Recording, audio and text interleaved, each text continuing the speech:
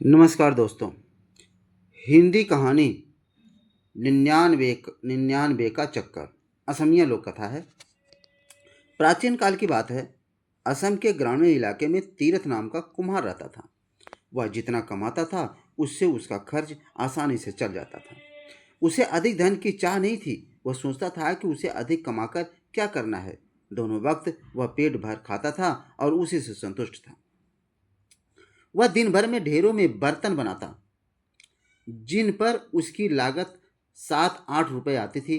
अगले दिन वह उन बर्तनों को बाजार में बेच आता था, जिस पर उसे 1.5 या 2 रुपए बचते थे। इतनी कमाई से ही उसकी रोटी का गुजारा हो जाता था। इस कारण वह मस्त रहता था। रोज शाम को तीरथ अपनी बांसुरी लेकर बैठ जाता और घंटों से बजाता रहता, और इसी तरह दिन बीतते जा रहे थे। और धीरे धीरे एक दिन आया कि उसका विवाह भी हो गया। उसकी पत्नी का नाम कल्याणी था। कल्याणी एक अत्यंत सुघड़ और सुशील लड़की थी। वह पति के साथ पति के काम में खूब हाथ बटाने लगी। वह घर का काम भी खूब मन लगाकर करती थी। अब तीरथ की कमाई पहले से बढ़ गई। इस कारण दो लोगों का खर्च आसानी से चल जाता था। तीरथ और कल्याणी के पड़ोसी यह देखकर जलते थे कि वे दोनों इतने खुश रहते थे। दोनों दिन भर मिलकर काम करते थे। तीरथ पहले की तरह शाम को बांसुरी बजाता रहता था। कल्याणी घर के भीतर बैठी कुछ गाती गुनगुनाती रहती थी। एक दिन कल्याणी तीरथ से बोली कि तुम जितना भी कमाते हो वह रोज खर्च हो जाता है। हमें अपनी कमाई से कुछ न कुछ बचाना अवश्य है। इस पर तीरथ बोला, हमें ज्यादा कमाकर क्या करना है। ईश्वर ने हमें इतना कुछ दिया है, मैं इसी से संतुष्ट हूँ। चाहे छोटी छोटी ही सही, हमारा अपना घर है। दोनों वक्त हम पेट भर खाते हैं और हमें क्या चाहिए।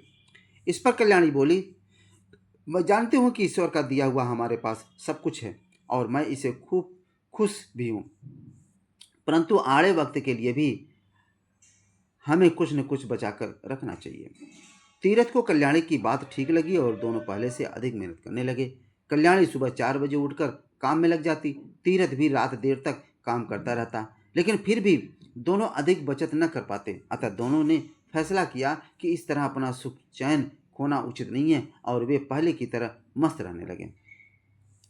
एक दिन तीरथ बर्तन बेचकर बाजार से घर लौट रहा था। शाम ढल चुकी थी। वह थके पैरों खेतों से गुजर रहा था कि अचानक उसकी निगाह एक लाल मखमली थैली पर गई। उसने उसे उठाकर देखा तो उसके आश्चर्य का ठिकाना न रहा। थैली में चांदी के सिक्के भरे हुए थे। तीरथ ने सोचा कि यह थैली जरूर किसी की गिर गई है। जिसकी थैली हो उसी को दे देना चाहिए। उसने चारों तरफ निगाह दौड़ाई। दूर दूर तक कोई दिखाई नहीं दिया। उसने ईश्वर का दिया इनाम समझकर उस थैली को उठा लिया और घर ले आया। घर आकर तीरथ ने सारा किस्सा कल्याणी को कह सुनाया। कल्याणी ने ईश्वर को धन्यवाद दिया। तीरथ बोला, तुम कहती थी कि हमें आड़े समय के लिए कुछ बचा कर रखना चाहिए, सो ईश्वर ने ऐसे आड़े समय के लिए हमें उपहार दिया है। ऐसा ही लगता है। कल्याणी बोली, हमें गिन कर देखना चाहिए कि ये चांदी के रुपए कितने हैं। दोनों बैठकर रुपए गिनने लगे। पूरे 99 रुपए थे।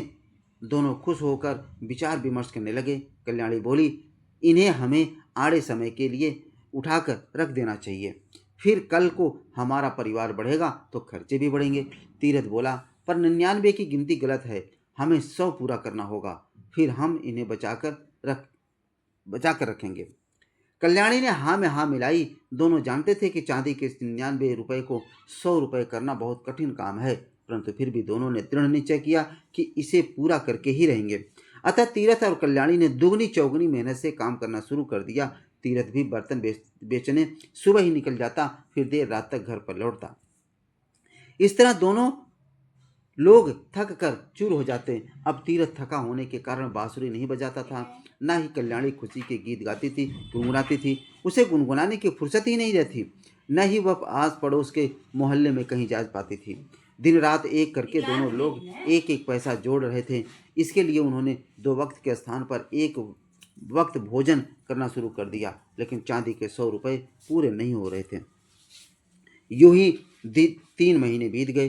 तीरथ के पड़ोसी खुसर फुसर करने लगे कि इनके यहाँ जरूर कोई परेशानी है, जिसकी वजह से ये दिन रात काम करते हैं और थके थके रहते हैं। किसी तरह 6 महीने बीतने पर इन्होंने 100 रुपए पूरे कर लिए।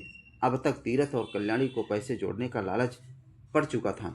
दोनों सोचने लगे कि 100 से क्या भला होगा, हमें 100 और जोड़ने चाहिए। अगर 100 रुपये और जुड़ गए तो हम कोई व्यापार शुरू कर देंगे और फिर हमारे दिन सुख से बीतेंगे। उन्होंने आगे भी उसी तरह मेहनत जारी रखी और इधर पड़ोसियों की बेचैनी बढ़ती जा रही थी। एक दिन पड़ोस की रम्मो ने फैसला किया कि वह कल्याणी की परेशानी का कारण जानकर ही रहेगी। वह दोपहर को कल्याणी के घर जा पहुंची और कल्याणी बर्तन बनाने में मस्त थी। रम्मो ने इधर उधर की बातें करने के बाद कल्याणी से पूछ लिया, बहन, पहले जो तुम रोज शाम को मधुर गीत गुनगुनाती थी, आजकल तुम्हारा गीत सुनाई नहीं देता। कल्याणी ने यूं ही कहकर बात टालने की कोशिश की और अपने काम में लग रही थी, परंतु रम्मो कब मानने वाली थी। वह बात को घुमा कर बोली, आजकल बहुत थक जाती हो ना, कहो तो मैं तुम्हारी मदद कर दूं। कल्याणी थकी तो थी प्यार भरे शब्द सुनकर पिघल गई और बोली, हाँ बहन, मैं सचमुच बहुत थक जाती हूँ, पर क्या करूँ, हम बड़ी मुश्किल से 100 पूरे कर पाए हैं। क्या मतलब? रम्मो बोली। तो कल्याणी ने पूरा किस्सा कह सुनाया। रम्मो बोली, बहन, तुम दोनों तो गजब के चक्कर में पड़ गए हो, तुम्हें इस चक्कर में पड़ना ही नहीं चाहिए था। यह चक्कर आदमी को कहीं ना कहीं का नहीं छोड़ता। कल्याणी ने आश्चर्य व्यक्त करते हुए कहा, तुम किस चक्कर की बात कर रही हो? मैं कुछ समझी नहीं। अरे बहन, 99 का चक्कर, रम्मो का जवाब था। दोस्तों, ये कहानी आपको कैसी लगी?